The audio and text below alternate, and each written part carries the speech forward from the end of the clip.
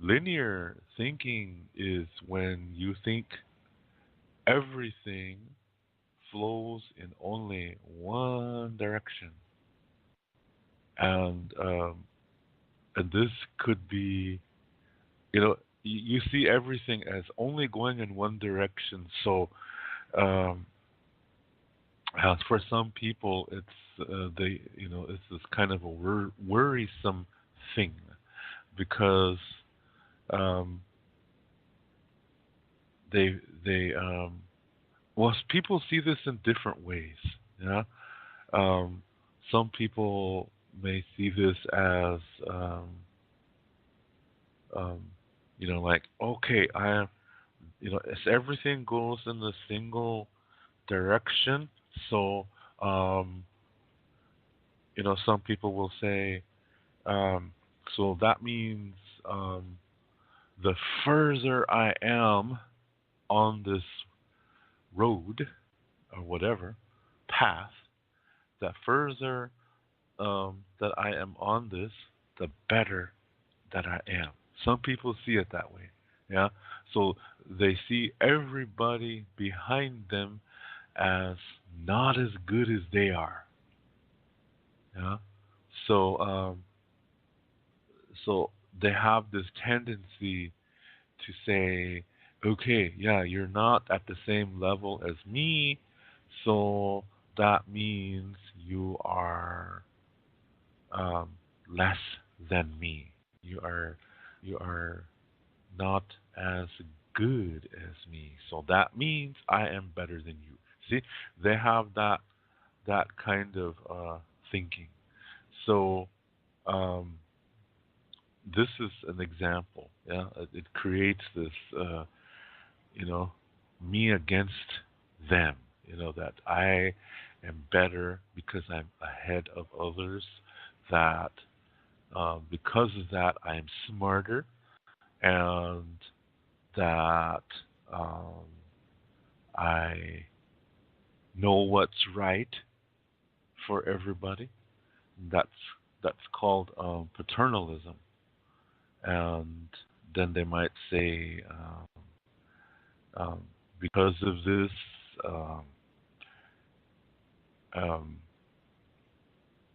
my race is better than others, and of course, that's racism.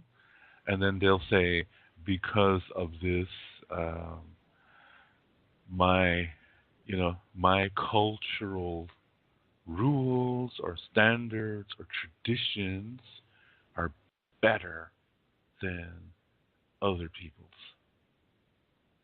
That is where people become something called ethnocentric, where they judge other cultures by their standards.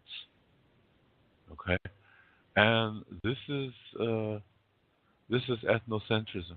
Yeah, that like some people will look at a culture and they'll say, yeah, see what's wrong with that culture is that you know they do this one thing.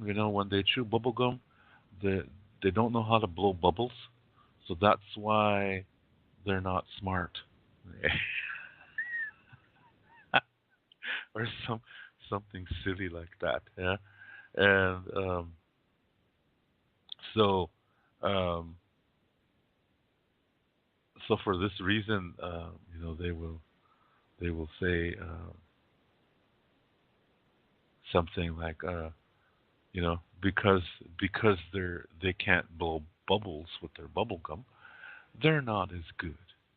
Yeah, and um, if they did that, then they would be good. See, you're acting like you know what's wrong with other cultures, and that if they only did things the way you do things, they would be okay.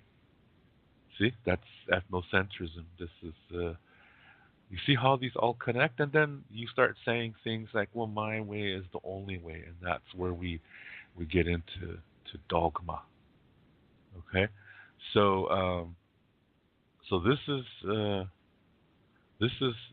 a really huge problem. Yeah, these four things. did I say? Paternalism, racism, ethnocentrism, and dogma. See, these are the kind of things that are created from linear thinking. When you think everything goes in one direction, yeah, that is the problem. So that's one way people see linear thinking. Another way that people see linear thinking is, oh my God, I've come this far and I didn't even achieve anything in my life. Something like that. Uh, and it's freaky for them when a child when a child is created in the mother's womb, at the point of conception, when the sperm enters the egg, there's more happening here than you think. Yeah, that with the egg is a motherly energy, and with the sperm is a fatherly energy. So when these come together and create a baby, this baby is having already emotional uh, connection to the mother and father. That's why I was talking about some old practices, some old traditions that our culture, Lakota culture, used to have, and that involved talking to. As soon as the mother knows she's pregnant, that they start talking to the child, even when she's not showing. They start talking to her, to or him, yeah, to the baby, because it's considered a baby now. Um, we don't call it a fetus or anything. It is a baby. So they start talking to it. They start singing to it to start nurturing that bond. And this is why it's very important for the mother and the father to be emotionally strong, emotionally healthy, so that the energy they nurture to this child as it's developing gives that child a healthy foundation. So when that child is born, it is really connected to its family. And in Lakota culture, it's a tioshpae, which is an extended family in which you have many mothers and many fathers. Give you an example: your mother and her sisters; those are all your mothers, and their husbands or partners; those are all your fathers. You can receive fatherly and motherly energy from all those people. Yeah. So if something happens to your biological mother or father, it's it's sad, of course, but there's still many mothers and many fathers ready to nurture you. So you still will get a very emotional foundation, emotionally healthy foundation. Okay, and on your father's side, your father and his brothers are your fathers too. And the wives or women of these men are your other mothers. So there's a whole nother group of mothers and fathers there. You see that? That's cool. So you have, if something happens to your biological parents, look at all the mothers and fathers that are they're going to be supporting you anyway, emotionally, so that you still develop in a good way, in a healthy way. See, this is why emotional well being was central to the success and strength of our society. Yeah? So I was talking about that last week. So when a woman lowers her standards, or maybe even a man can lower his standards too. Usually it's the woman that has high standards, and that's good. Yeah? In choosing a partner. That when a woman lowers her standards, she's not going to be happy. Uh, it's just she will be with somebody, but she's not going to be entirely happy. There will be many moments of dissatisfaction, And that's going to affect that child as it's developing in her womb. It's going to affect that child in a bad way. And the father may not be fatherly. And so that child is not being nurtured in a healthy way by its parents. Babies pick up on this stuff. So when something is wrong emotionally, the baby's going to be wrong too. Maybe later in its life it'll straighten out, yeah? But as it starts its development, as it starts its life outside of its mother's womb, it doesn't have a good foundation emotionally, so it's going to mess up. Yeah? It's not always the case, but most of the time it is. Children really know when something is wrong. They don't know what's wrong, but they know something is wrong. And they become emotionally uh, unhealthy because of that. So I was talking about those things last week. Yeah, that it's very important for the mother and father to be emotionally healthy, so that when they have a child, that the child is connected right away. Yeah, because they start talking to it and stuff like that before it's even born, so that the child is already developing emotional bonds. It's becoming emotionally healthy, and it feels the emotional maturity of both the mother and father. So this child is born in a really beautiful way. It truly is a celebration for everybody. A new member has come to the society. It's a community celebration when every child is born, because the whole community is going to be raising that child. Yeah? When a child's talents are developed, see, every society, there's a society for every talent in a camp long time ago. So as soon as that child's talent is identified, that society takes that child and it's like a group of people. Yeah, they take that they all have the same talent, and they help this child to develop its talent, so that they will become a contributing member of society. Because everybody's important in the camp. Okay, and they see this, and they see all this happening, and they have this community thinking perspective. Yeah, and then they their their their their foundation statement is Unipi Unipi te wachin chalechamuelo. This means I do this so we will live. Yeah, that's what that means. So this is um, how these children were very emotionally developed at a young age in ancient society. And I was telling you things about look at what happens when we don't do this. And I told you some examples on the reservation today. We're not like this anymore. And I explained to you why we're not like this. I explained to you why we lost almost all of our ancient traditions, and that what most Lakota people, what most native people have, no matter what tribe they're from, what most native people have is a tiny remnant of their ancient way.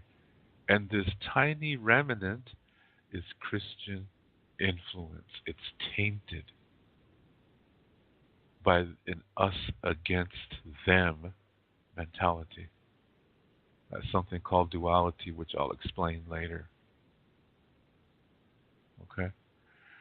Um, that's the reason why we lost most of our traditions. There's just very few of us who still have the knowledge. And really, the whole world could benefit from that. And that's one of the reasons why I have this show. Yeah. So, for a healthy society, every person has to be healthy, especially emotionally. So, all our rules are based on that. We're all connected. Everything inside of you is connected, just like you are connected to everything around you. That's mitake oyasi.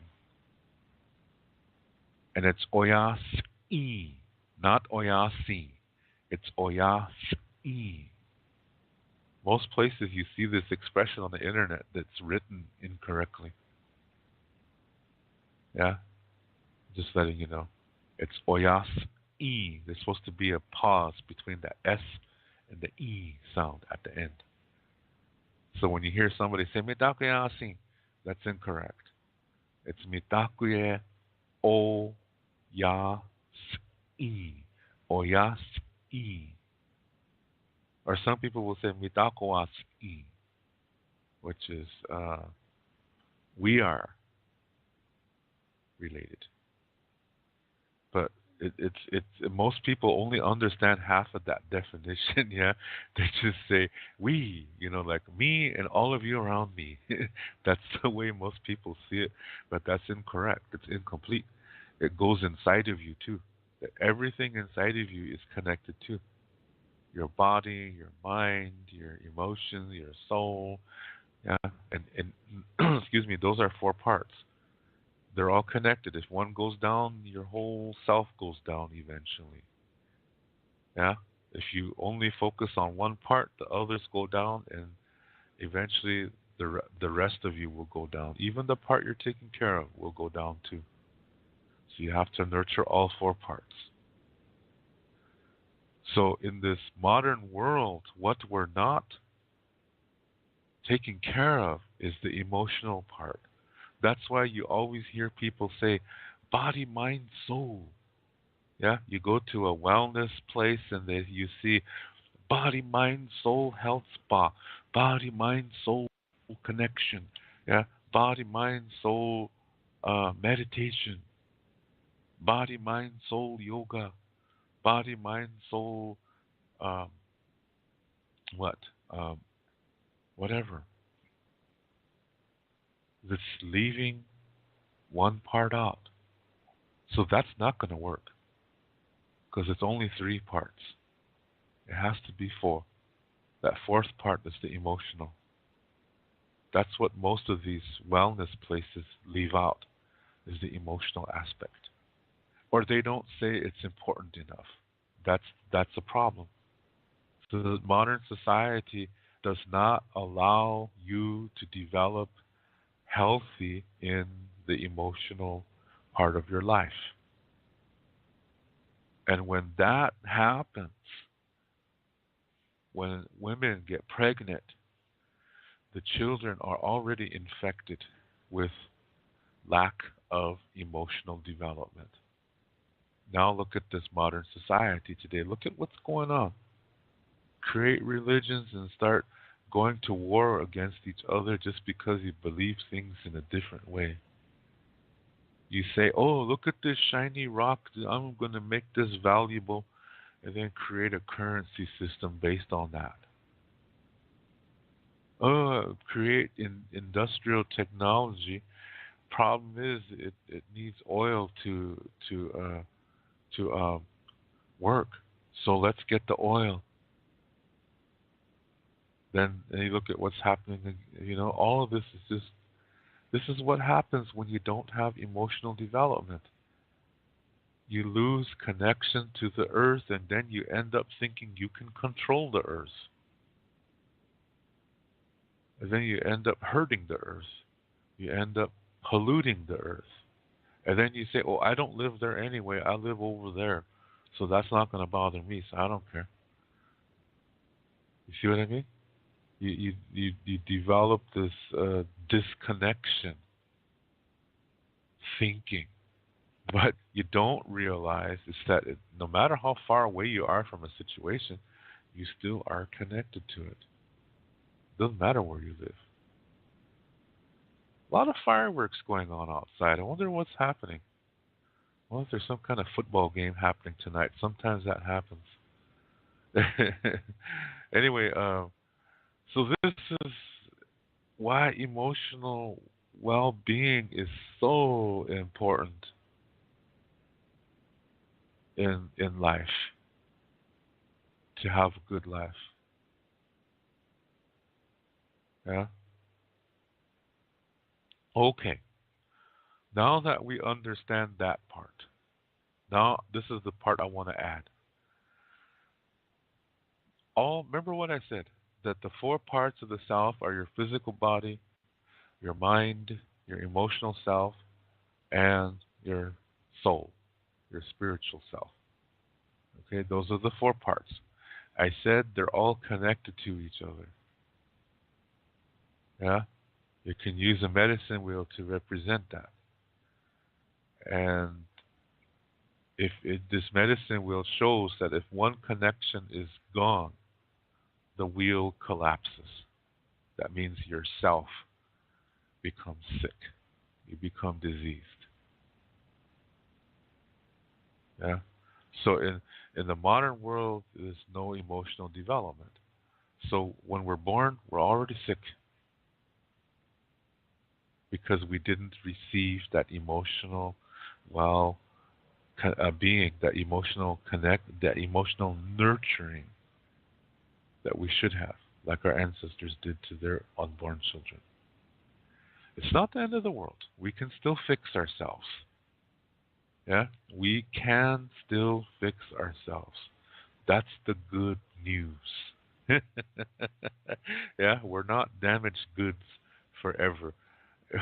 When we're born, we are, but when we can fix it as we get older, we can nurture our find a way to nurture ourselves to emotional well-being, emotional health. Yeah, we still can repair ourselves. We can still heal ourselves and each other. So there's still hope. Okay, that's what I'm saying. But as a child, without emotional development, the child is having an even tougher childhood than it really needs to. Okay, so that shows you how strong, or I should say, that shows you how important emotional health is in living. Okay, so I just got done telling you how the four parts of the self are connected, how your emotional level is. Yeah, I should say it like this: the level of your emotional development determines your total development and healthiness. Yeah, because without that emotional development, you become something called dualistic. For example, look at the people who work out. All they're focusing on most of the time, all they're focusing on is their physical body. Most of the time. That's all they are concerned about is their physical body. When you do that, remember what I said earlier, that when you only focus on one part of the self, you're going to become sick because you're neglecting the others. And when you do this, you become dualistic. You start saying, "Well, look at my body. Yeah, look at my muscles. Look at how good I look. I'm better than others." See, there's that better than thinking coming in. That's that linear thinking again that I mentioned earlier. So they start seeing themselves as superior to others who are not in shape. Yeah, that's an example. There's no emotional development. That's why they think like that. This is not healthy. Their body will be physically healthy for a while, but because there's no emotional development, eventually it's going to deteriorate because when one part of the self is down, eventually the complete self is going to be diseased. So in the beginning, they will be really, really strong and healthy, but just the beginning. Eventually, that's going to erode. It's going to still fall down. Okay? Now, in the Lakota tradition, the ancient tradition, you have your soul has several pieces. It has four pieces. Okay? Now, I'm going to focus on two pieces here. I'm not going to tell you what the other ones are because I want to stay on topic, okay? Um, I do talk about the other ones from time to time, but that's a whole another topic, okay? And I want to stay on this parenting topic. When you have these two pieces, one is called Nari, and the other one is called Narila. Nari is the Nari, and let me say it like this: Nari and Narila look alike. Okay, they look alike. The two soul pieces look alike, and sometimes when emotions are really strong, the Narila can take off. It separates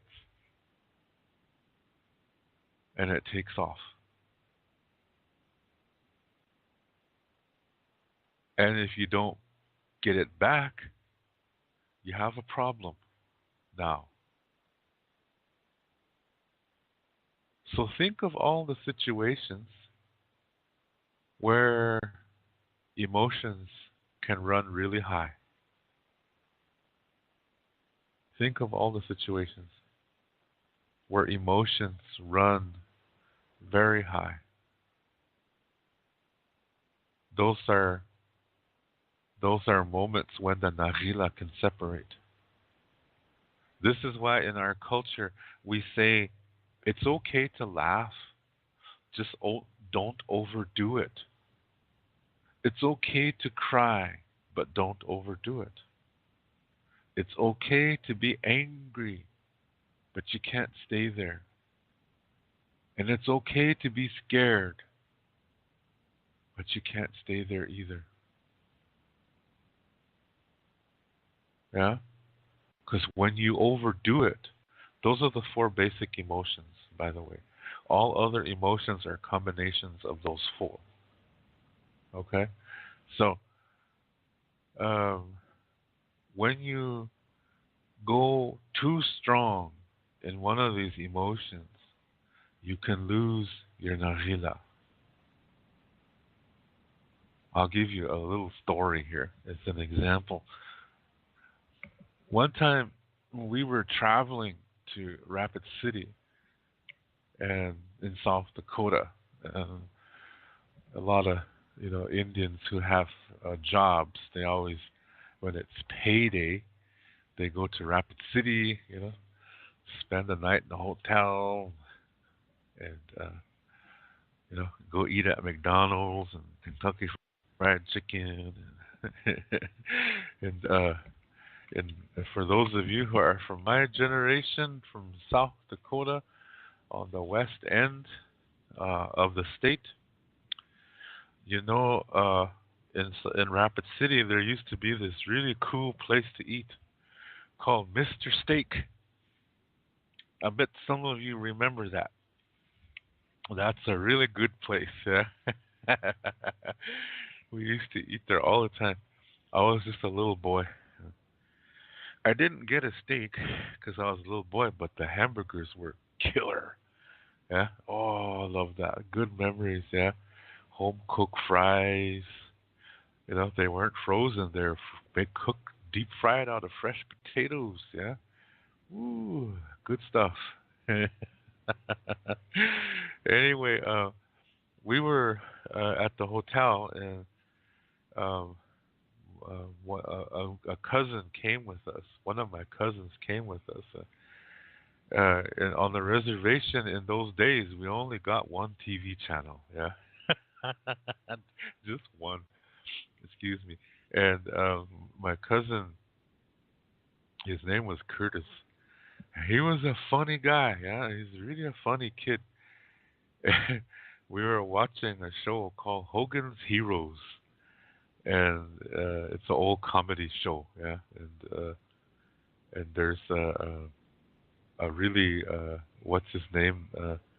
There's a character on there. It's a German soldier, big guy. Yeah, and my cousin Curtis, and when he was a kid, he was kind of a chubby kid. He could imitate that guy. Yeah, and do a funny German accent because it's a World War II comedy, and he would imitate this guy. And geez, he made me laugh. We were laughing and laughing and laughing. My mother came to the door, and she was standing there, just waiting. Yeah, just waiting. And then at a certain time, she said, "Okay, okay, guys, okay, you boys, you can stop now." So then we stopped. We understood. Yeah, because if we overdo it, we lose our nahila. I mean, so see, when I was growing up, we still had this tradition. Some of us did, yeah, to take care that you don't overdo the emotion. Yeah. So that shows you a small example. So when children are playing, when children are playing and it's time to come in for the evening, yeah, it's time to come home, the mom or dad or both will stand by the door, of the teepee, and they'll call their child to come home now. So the child comes running home, and then the child stands by its parents, because even as the child is there, the parents are still calling the child. I went through this too. When my mom would call me in to come, to come home for the day, for the evening, she would be standing at the door calling my name. David, time to come in now. David. Yeah. So I start running home, and as I get there, she's still looking out there. Even though I'm right in front of her, she's still looking around, calling my name. But see, I understood what's happening. So then I would stand beside her. Then I would be calling my name too. When you're not from our culture, you might think it's a funny thing happening. Yeah, because it looks funny. I'm standing right beside my mom, and I'm saying the same thing. David, time to come in now. Come home now, David. I'm saying it too. Why am I saying that? Why am I calling myself home when I'm already home? You know what I'm doing? I'm calling my Nahila. I'm making sure it comes back. If it's gone, I'm making sure it comes back, because children, when they play, they're always, a lot of times there's laughing. A lot of times they're having such a good time that the Nahila takes off because of the high emotion. So you have to call it back. Otherwise, you're going to have a problem later. Do you see what I mean? That's an example. Now think of the Vietnam War, one of the worst wars in the world, the modern world, one of the most horrible wars. All wars are bad. There's no such thing as a good war. But the Vietnam War was especially horrible. Many inhumane things were done during the Vietnam War. Crazy things. Yeah, with human life. I've talked with a lot of veterans from that war and heard many horrible stories of what they saw. I won't say anything because for those of you who are my generation and older, you know what I mean. It's very horrible things that happened over there. A lot of it caused by American soldiers themselves. People went crazy over there. But this war, a lot of people lost their Nagila. The trauma that they experienced, the, through that, they lost their Nagila.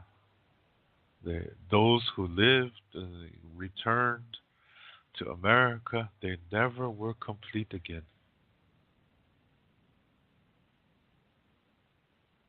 Yeah, they never were complete again. And there's some traditionals that, when they went to a sweat lodge ceremony after they came back, uh, they told their medicine men that they don't feel right. They feel they're not. They're always nervous. They're always like they can't settle. Part of that is post-traumatic stress disorder, but this is related to something too. They lost their nahila. So part of their healing process involved getting it back. So a lot of these men and some women who were part of it, they went through a ceremony to get their nahila back, and that helped them to, have more success in dealing with their post-traumatic stress disorder. So they ended up okay. They always have problem, but the most important thing is they got their nagila back, and they were able to begin, healing. And some of these Vietnam veterans, they have friends who are not native, and I know several stories where their non-native friends really liked the way in native communities honored their people who went there, and so they wanted that too. So there were some non-natives who went through this that they got them to call their nagila back, to get their nagila back, so that they could also uh, continue on their healing too. Yeah, and this is really missing today. I think the Vietnam War was probably the last time that Indians did this. Now we have these uh, Desert Storm and all this, Iraqi invasion and all that kind of thing, and you have Indians coming home and they're all fucked up, and they don't do this. They don't. They left their Nagi in Iraq and Afghanistan. Their Nagilas are still over there. So sad. Yeah. The the the, the they didn't call it back because they don't believe in it. You see what I mean when I said that we lost a lot of our traditions? They don't believe in this. But this is real. Yeah. So when I was talking about emotional development in a child, see, it's the more emotional well-being a child has, the stronger the connection between the Nari and the Narila. So when we don't have that emotional well-being, our Narila can just easily take off. And if we don't call it back, there's always, we're not going to be complete. No matter what you do in your life, you're always going to feel a sense of loneliness. This is one reason why people experience loneliness. They lost their Nagila. Yeah? So you again, this is why emotional well-being is so important. And when you have children, it's so important that you are emotionally healthy so that you attract somebody who's also emotionally healthy, that you will nurture your child in a healthy way before it's even born. When people look at somebody and become physically attracted, that's natural. But when everything is founded only on that physical attraction, that means they've lost their nagila because they don't take the time to know somebody. When I get to know somebody, there's certain things that I ask. And one of the things that I ask is tell me a funny story about your childhood. That really says a lot. And for those of you that know me, you know my my cowhead story, yeah.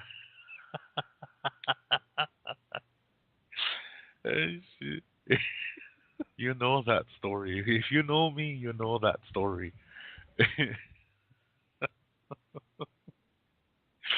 Shucks.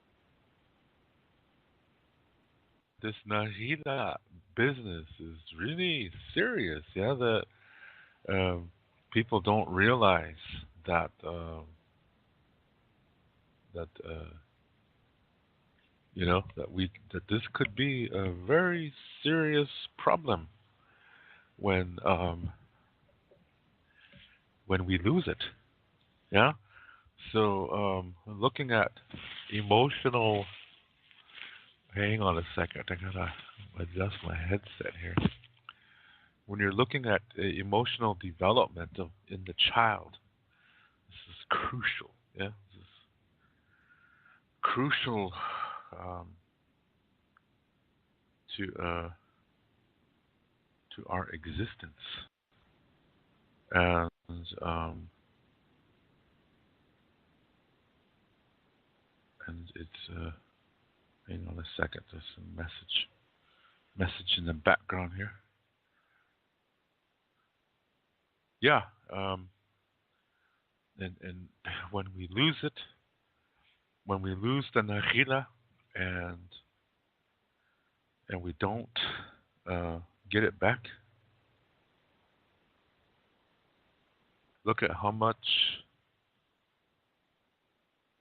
from life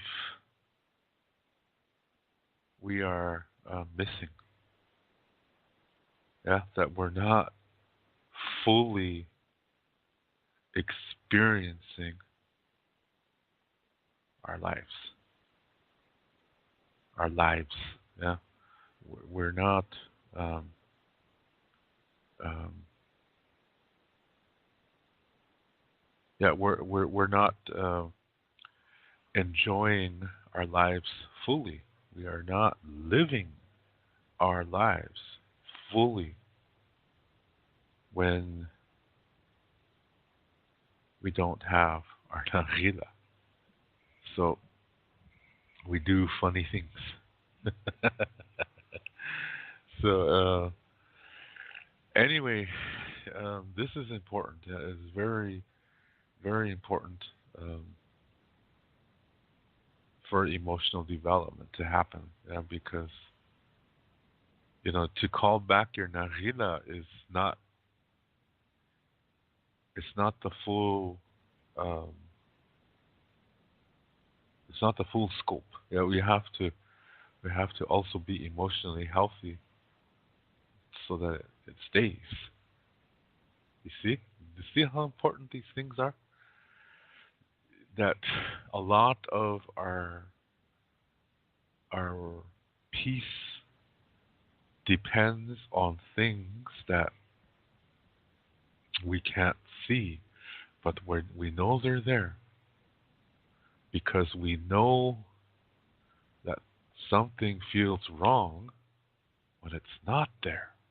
And as soon as we feel that, as soon as we take care of it, we have emotional well-being, uh, we know to call back and maintain our nahila. When we know that, we don't feel empty anymore. Yeah, we don't feel that loneliness anymore, or not as strong as we used to anyway.